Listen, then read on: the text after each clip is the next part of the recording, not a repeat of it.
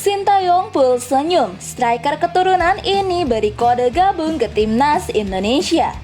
Kondisi rumput GBK makin cantik jelang laga kualifikasi Piala Dunia Zona Asia. Serta beberapa kabar timnas Indonesia hari ini. Sebelum lanjut ke berita timnas hari ini, kita sama-sama dukung channel ini dengan cara like, subscribe, dan aktifkan tanda loncengnya, biar kalian tidak ketinggalan update dari channel kami.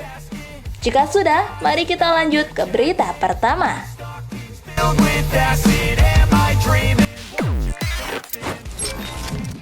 Sintayong full senyum, striker keturunan ini beri kode gabung ke timnas Indonesia.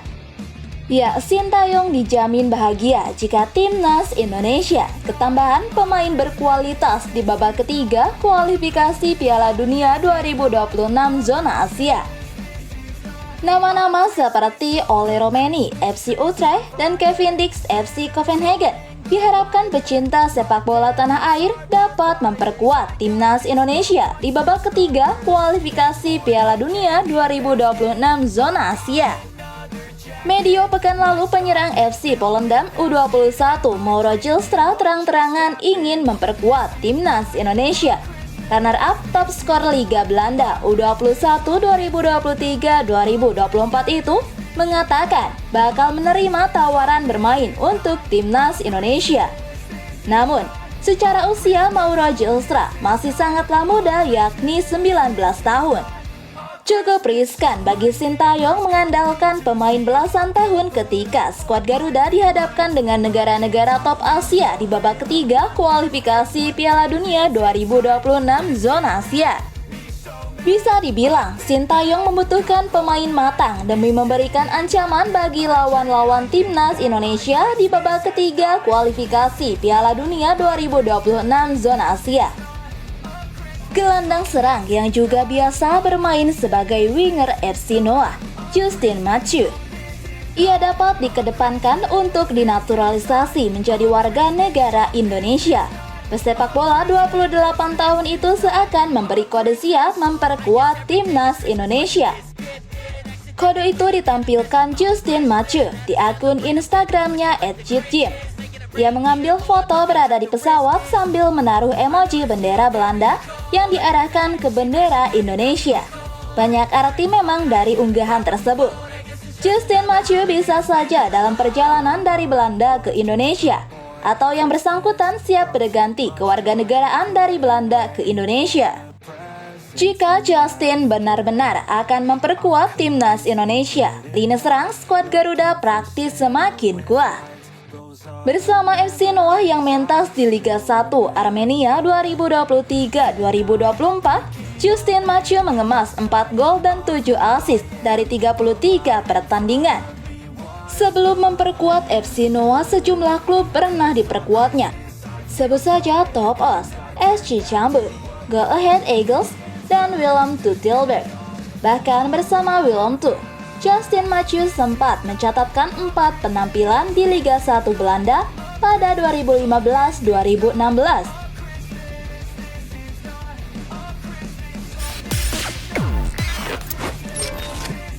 PSSI memastikan proses sidang banding untuk pesepak bola Amerika Serikat Martin Paes agar bisa membela timnas Indonesia tidak terkendala biaya untuk mendanai proses yang ditempuh.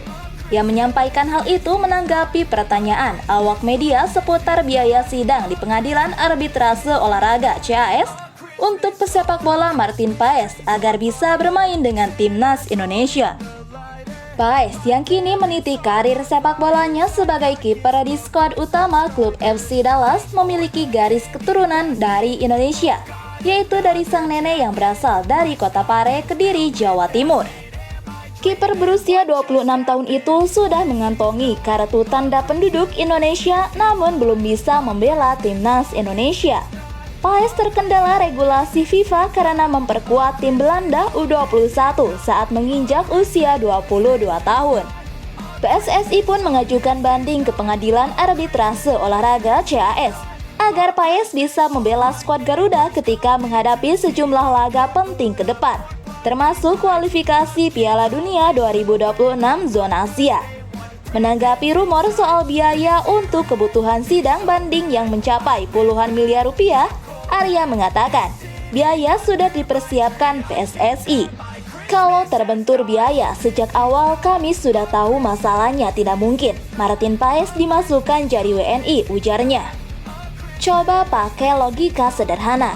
Kalau masalah biaya, kami pasti tidak jadikan WNI. Kami tak hitung soal biaya karena tak masalah, kata Arya menegaskan.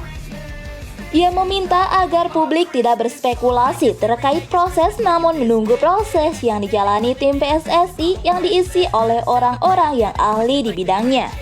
Tunggu saja, serahkan pada ahlinya di tim Pak Erik. Bukan saya bilang sudah berhasil, kita belum tahu. Tapi sudah terbukti kerja tim bagian ini ada yang punya kemampuan masing-masing, kata Arya Sinulinga.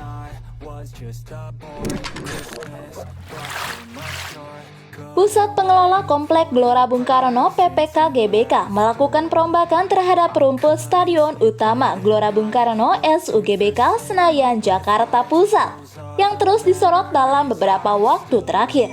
Perombakan rumput terfokus dalam 6 perbaikan, yaitu pemeriksaan laboratorium, sterilisasi media tanam hingga leveling media tanam. Selain itu, penanaman rumput, proses grow-in, dan perawatan intens serta uji fungsi dan monitoring visual lapangan. Mari kita lihat kondisi terkini dari lapangan Stadion Utama GBK. Saat ini sedang dilakukan pekerjaan revitalisasi lapangan SUGBK, tulis keterangan SUGBK. SUGBK akan dipersiapkan menjadi tuan rumah untuk Timnas Indonesia yang akan melakoni putaran ketiga kualifikasi Piala Dunia 2026 zona Asia, tapi untuk Oktober 2024. Pasalnya, Timnas Indonesia akan berkandang di Stadion Gelora Bung Tomo GBT, Surabaya pada September 2024 dalam putaran ketiga kualifikasi Piala Dunia 2026 zona Asia.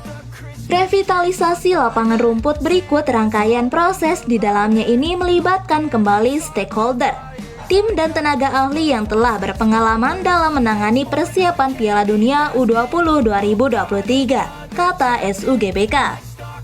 Manajemen GBK fokus pada pemulihan lapangan SUGBK untuk mencapai level terbaik seperti yang pernah dicapai pada tahun 2023 guna menyambut putaran ketiga kualifikasi Piala Dunia 2026 zona Asia sebagai bentuk pelayanan publik kami, imbuh SUGBK.